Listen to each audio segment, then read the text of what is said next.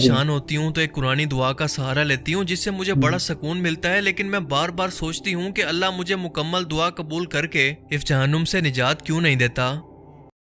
जी अस्सलाम वालेकुम दोस्तों, कैसे आप सब? उम्मीद है कि आप सब खैरियत होंगे। मैं हूं जमाल और आप देख रहे हैं मेरा यूट्यूब चैनल हमाद लफीस उस्तामा। तो आज जो वीडियो हम देखने जा रहे हैं वो बहुत ही इमोशनल वीडियो है। वो कैसे इमोशनल है? हम आज बात करने जा रहे हैं आफिया सिद्दीकी की।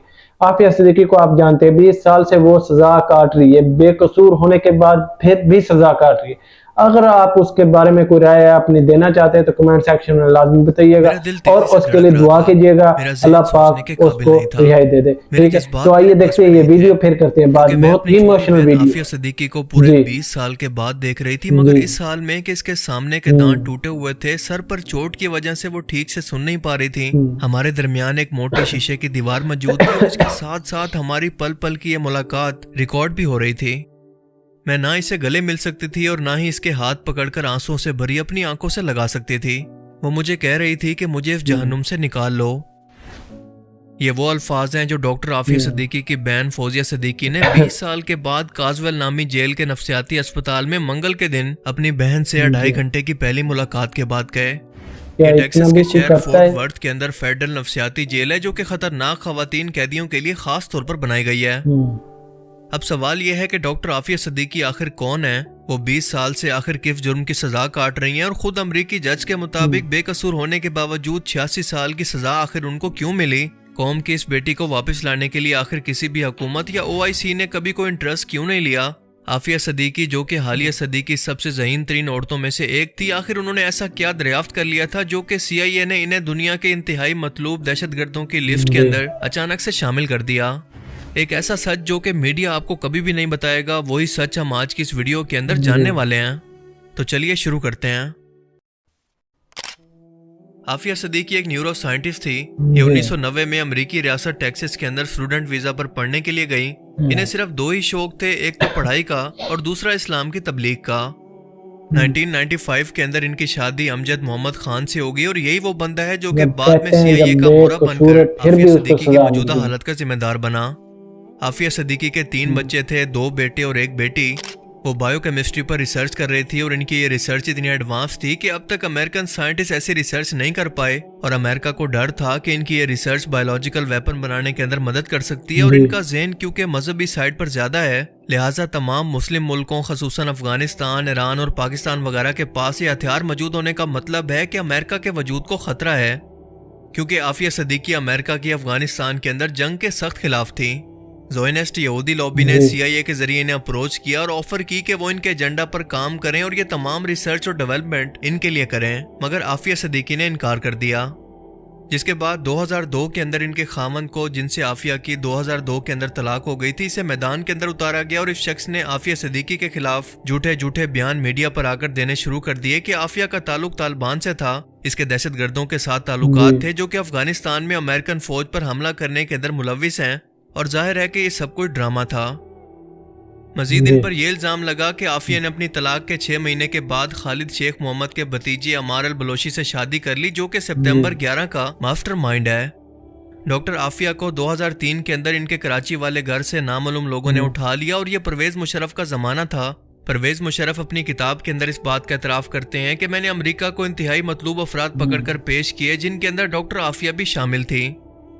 उन्होंने फखरिया कहा कि मैंने ये काम मुफ्त में नहीं किया था, बल्कि डॉलर लेकर किया था। इन्हें अफगानिस्तान की बगराम जेल के अंदर ले जाया गया, जहां पर इन्हें खूब टॉर्चर किया गया। वो अचानक से मंजर आम से गायब हो गई थी। इसी दौरान एक पाकिस्तानी नजाद बरतानवी शहरी मौजम बेग ने, जो कि बगराम जेल और गोंतानामो बे के अंदर रह चुका था, इसकी एक किताब एनिमी कॉम्बैटमेंट मंजर आम पर आई, जिसके अंदर एक खातून कैदी का जिक्र था जो कि बगराम जेल के अंदर कैदियों और जेल एहलकारों के लिए सवालिया निशान बनी हुई थी। जी एक और बरतानवी नो मुस्लिम सहाफ़ी वियोन रेडली ने भी इस कैदी का जिक्र किया और इसे ग्रे लेडी ऑफ बगराम का नाम दिया। 5 साल से ज्यादा अरसे की गुमनामी के बाद रेडली के इंकशाफ के बाद 7 जुलाई सन 2008 को इस्लामाबाद के अंदर यह इंकशाफ किया गया कि आफिया सिद्दीकी बगराम जेल के अंदर कैद है और इसके साथ इंसानियत सोच सलूक किया जा रहा है। लिहाजा मजबूरन 5 अगस्त सन 2008 को 36 साल आफिया सिद्दीकी को न्यूयॉर्क की अदालत के अंदर पेश किया गया। अमरीकी हुकाम के मुताबिक आफिया सदीकी को 17 जुलाई 2008 को अफगान सिक्योरिटी फोर्सेस ने गवर्नर गजनी के दफ्तर के बाहर से ऐसे दस्तावेजात जिनके अंदर बम बनाने की हिदायत दर्ज थी और कुछ केमिकल वेपन बनाने के लिए इंग्रेडिएंट्स के साथ गिरफ्तार किया गया। मजीद उन पर यह इल्जाम लगाया कि उन्होंने बगराम जेल के अंदर अमरीकी फौजियों पर गोली चलाई, जिसके जवाबी हमले के अंदर वो शदीद जख्मी भी हुई। इन बेबुनियाद मुकदमों को बुनियाद बनाकर इन्हें 86 साल की कैद की सजा सुनाई गई और यूं 20 साल गुजर गए। इन 20 सालों के अंदर ना किसी पाकिस्तानी हुकूमत ने अमरीकी हुकूमत के साथ डॉक्टर आफिया के मामले पर बराह रास्त ना तो बात की और ना इसकी रिहाई के लिए डायरेक्ट कोई सिफारिश की कोशिश की, सिवाय जमात इस्लामी के सेनेटर मुश्ताक अहमद के अलावा किसी ने भी इनके लिए आवाज तक न उठाई। इस दौरान इनके 2 बच्चों को भी कत्ल कर दिया गया और बगराम जेल से छूटने वाले कैदियों का बताना था कि जेल के एक सेल से एक औरत के चीखने की ऐसी दर्दनाक आवाजें इनको आती थी कि जिसने आज तक इन्हें ज़हनी टेंशन का शिकार किया हुआ है। आप इसी से अंदाजा लगा सकते हैं कि अमरीकियों ने डॉक्टर आफिया पर कितना जुल्म किया होगा। यहूदी जो कि अमेरिका पर कब्जा किए बैठे हैं, ये अपने हर मुखालिफ को मार देते हैं, मगर आफिया की रिसर्च इतनी पावरफुल थी कि इन्होंने आफिया को मारने का कदम नहीं उठाया, बल्कि सिर्फ तशद्दुद और टॉर्चर करते रहे कि किसी तरह से आफिया वो फार्मूला इनको दे दे। मगर पहाड़ की तरह मजबूत सब्र रखने वाली इस खातून ने अपनी जबान तक नहीं खोली। इन लोगों ने आफिया के साथ पढ़ने वाले इंडियन हिंदू स्टूडेंट्स को भी भेजा कि वो आफिया से इसकी रिसर्च के बारे में मालूमात लें, और आफिया को पता था कि अगर ये रिसर्च मैंने दे दी तो उसके बाद ये लोग मुझे मार देंगे और इस खतरनाक फार्मूले को मुसलमानों के खिलाफ इस्तेमाल करेंगे। इसलिए आफिया ने इनको भी खाली हाथ वापस भेज दिया। अमरीकी चाहते थे कि अगर आफिया अपनी रिसर्च हमें नहीं देती तो ये किसी और के भी काम ना आ सके, इसीलिए उन्होंने आफिया पर इतना जुल्म और तशद्दुद किया कि वो ज़हनी तौर पर मफलूज हो जाएं। 2013 तक अमरीकी मुकम्मल तौर पर डॉक्टर आफिया से मायूस हो चुके थे और बराक ओबामा ने भी इशारा दे दिया था कि अगर पाकिस्तान हमें खत लिखता है तो हम डॉक्टर आफिया को छोड़ देंगे, मगर नवाज शरीफ ने अपने जाती मफाद के लिए कोई कदम नहीं उठाया।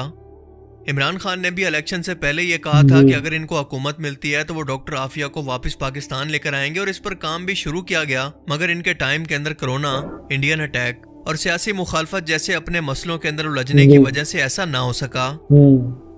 डॉक्टर आफिया की बड़ी बहन डॉक्टर फौजिया सदीकी और सेनेटर मुश्ताक अहमद की आफिया सदीकी से ये मुलाकात एक बरतानवी वकील क्लाइव स्टैफर्ड स्मिथ की कोशिशों से 20 साल के बाद पहली बार हुई, और क्लाइव अमेरिका के अंदर ह्यूमन राइट्स वायलेशन के नतीजे के अंदर गुआंतानामो बे या इफ जैसे और जेल के नाम पर हुकूमत खानों से बेकसूर कैदियों की रिहाई के लिए बिना किसी माली मदद के बगैर इनके मुकदमात लड़ते हैं। वो इंसानों के बुनियादी हकूक की मुहाफिज कई तंजीमों के रुकन भी रहे हैं। सेनेटर मुश्ताक अहमद खान के मदद मांगने पर क्लाइव ने गुआंतानामो बे से सैफुल्लाह पराचा के अलावा 2 और पाकिस्तानियों को पहले भी रिहाई दिलवाई थी। आफिया के वकील की हैसियत से वो डॉक्टर फौजी और सेनेटर मुश्ताक अहमद के हमरा फोर्ट वर्थ की जेल गए और उन्होंने आफिया से इसकी रिहाई के लिए सलाह मशवरा भी किया। जब डॉक्टर आफिया मुलाकात के लिए कमरे में आई तो उन्होंने खाकी रंग का जेल का ड्रेस पहना हुआ था, इनके सर पर ऑफ वाइट रंग का स्कार्फ था। उन्होंने आते ही अपनी बड़ी बहन को बताया कि वो रोजाना किस किस अजाब से और अजियत से गुजरती हैं। वो बार बार अपनी वालदा और अपने बच्चों के बारे में पूछती रहीं। इन्हें अभी तक पता नहीं था कि इनकी वालदा फौत हो चुकी हैं। जेल हुकाम की तरफ से मुलाकातियों को यह हिदायत की गई थी कि आफिया को इनके बच्चों की तस्वीरें नहीं दिखानी। डॉक्टर आफिया की यादाश्त सलामत थी, पर वो ठीक से सुन नहीं पा रही थी और इनके सामने के दांत भी जेल के कैदी के हमले की वजह से टूट चुके थे। वो बार बार बिलक बिलक कर ये कहती रहीं कि खुदारा मुझे जहन्नुम से निजात दिलाएं। आफिया ने कहा कि जब मैं परेशान होती हूँ तो एक कुरानी दुआ का सहारा लेती हूँ जिससे मुझे बड़ा सुकून मिलता है, लेकिन मैं बार बार सोचती हूँ कि अल्लाह मुझे मुकम्मल दुआ कबूल करके इस जहन्नुम से निजात क्यों नहीं देता। सजा मिल रही है। क्लाइव के मुताबिक अगर पाकिस्तानी हुकूमत सीरियस होकर कोशिश करे तो डॉक्टर आफिया सदीकी की रिहाई मुमकिन है। इस रिहाई की 3 मुमकिन सूरतें हो सकती हैं। पहली तो ये कि मुकदमे के फैसले के खिलाफ नजर सानी की दरखास्त अमरीकी अदालतों के अंदर दायर की जाए, मगर ये बहुत ही मुश्किल और लंबा तरीन प्रोसेस है और वैसे भी न्यूयॉर्क की फेडरल अदालतों से किसी को रिलीफ मिलना बिल्कुल नामुमकिन सी बात है। पहले के रिकॉर्ड तो ये बताते हैं। दूसरी सूरत ये मुमकिन है कि हुकूमत पाकिस्तान कैदियों के तबादले के लिए कोशिश करे कि कोई अमेरिकन कैदी इनके हवाले कर दे और बदले में आफिया सदीकी को यहाँ मंगवा ले। तीसरी सूरत ये मुमकिन होगी कि अमरीकी अवान सदर के अंदर इंसानी हमदर्दी और आफिया की गिरती हुई सेहत के हवाले से दरखास्त दायर की जाए और इनकी रिहाई का मुतालबा किया जाए।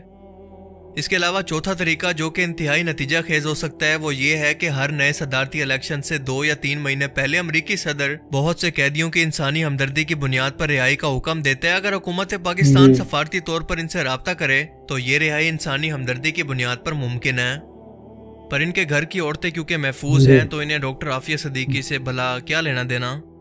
और दूसरा, खुद पाकिस्तान के अंदर घरों में घुस घुस कर कानून नाफिज करने वाले इदारे खवातीन की जो तवलील कर रहे हैं वो किस मुंह से इनके हक के लिए आवाज उठा सकते हैं, क्योंकि यहाँ पर तो खुद ही इंसानी हकूक की धज्जियां बखेरी जा रही हैं। पर हम लोग मिलकर सोशल मीडिया पर इसके मुतालिक आवाज उठाकर इस कौम और हुकूमत की गैरत को झंझोड़ सकते हैं कि शायद कि तेरे दिल में उतर जाए मेरी बात, वरना कल को एक और आफिया सिद्दीकी आपके घर से भी रातों रात गायब हो सकती है। बाकी आप इस बारे में क्या सोचते हैं, अपनी कीमती राय का इजहार कमेंट सेक्शन में जरूर करें। जी दोस्तों, तो ये कैसी लगी आपको वीडियो? बहुत ही इमोशनल वीडियो थी। अगर आपको वीडियो ये अच्छी लगी हो, अगर इसके बारे में आप अगर दुआ करना चाहते हो कमेंट सेक्शन में आमीन लाजमी लिखने। तो इंशाल्लाह मिलेंगे नेक्स्ट वीडियो में, तब तक के लिए अल्लाह हाफिज।